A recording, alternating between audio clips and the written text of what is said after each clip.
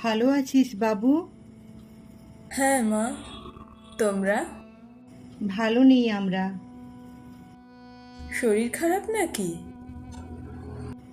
না, আসলে কতদিন তোকে দেখি না।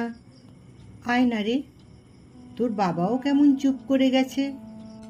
কিন্তু মা, বাবা আমায় মানবেন না। না রে, সেদিন তো দেখলাম তোর সম্পর্কে যে রিপোর্টটা বেরিয়েছে সেটা খুঁটিয়ে খুঁটিয়ে পড়ছিল। দেখলাম চোখ দিয়ে এক পশলা জলও গড়িয়ে পড়ল। মা, সেদিন বাবা বুঝতেই চাননি। মেয়ে মানেই ঘরে বসে থাকতে হবে, মেয়ে মানেই বিয়ে করতে হবে, মেয়ে মানেই সে বাসন মাজবে, ঘর মুছবে, কাপড় কাচবে, মাথায় ঘোমটা দিয়ে শান্ত কোমল স্বরে কথা বলবে, তাই না মা? বাবা তো সেটাই মনে করতেন, আজ হয়তো তাই করেন। শোনাই, তুই আজও ভুল ভাবছিস। সমাজটা আজও তাই বলে রে। সমাজটা আজও মেয়েদেরকে বাড়ির বাইরে যেতে নিষেধ করে। আজকাল টিভিতে দেখি প্রতিনিয়ত কত ধর্ষণ হচ্ছে, রোজ কত মেয়েকে প্রেমের জালে ফাঁসিয়ে যাবতীয় সবটাকে শেষ করে তাদেরকে ছেড়ে দেওয়া হয়।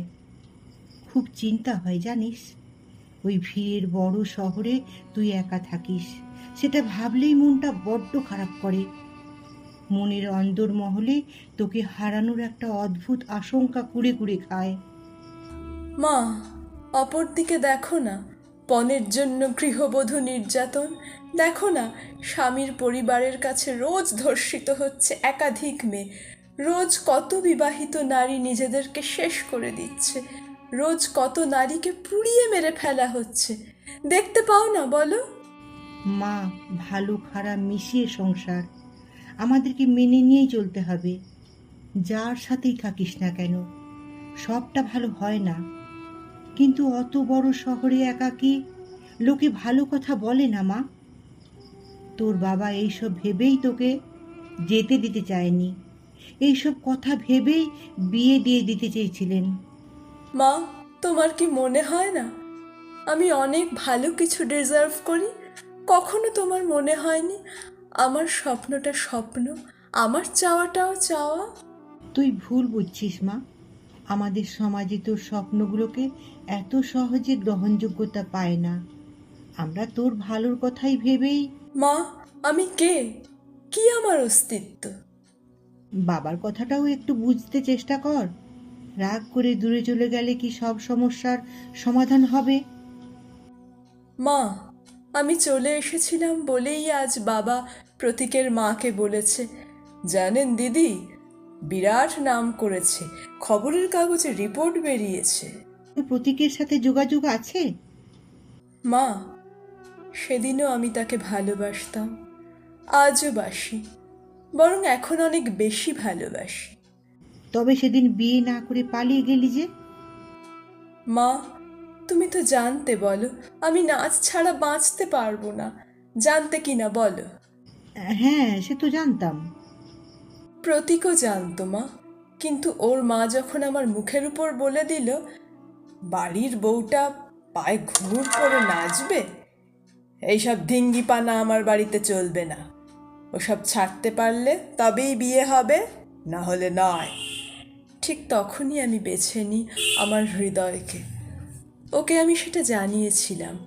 ও আমায় বলেছিল আমি কলকাতাতে চাকরি পেলে আবার আমার সাথে তোর দেখা হবে, অপেক্ষা করবি তো আমার জন্য? তাই আমিও অপেক্ষা করেছি ওর জন্য। একবারটি আমায় বলে গেলে কি ক্ষতি হতো? মা জানো, আমি ভেবেছিলাম বাবা না করুক, তুমি অন্তত প্রতীকের মায়ের কথাগুলোর প্রতিবাদ করবে। কিন্তু তুমি কিংবা বাবা কিছুই বললে না। পরে বুঝতে পারলাম বাবাও চায় না আমি নাচ নিয়ে এগোই। নাচ শেখা আর বিয়ের পর সেটাকে নিয়ে ভাবা আমাদের গৃহস্থ বাড়িতে মানায় না রে মা। ওরা ওদের বাড়ির বউকে পড়াশোনা করাতে নাই চাইতে পারে, নাচ তো অনেক দূরের বিষয়। জানি না,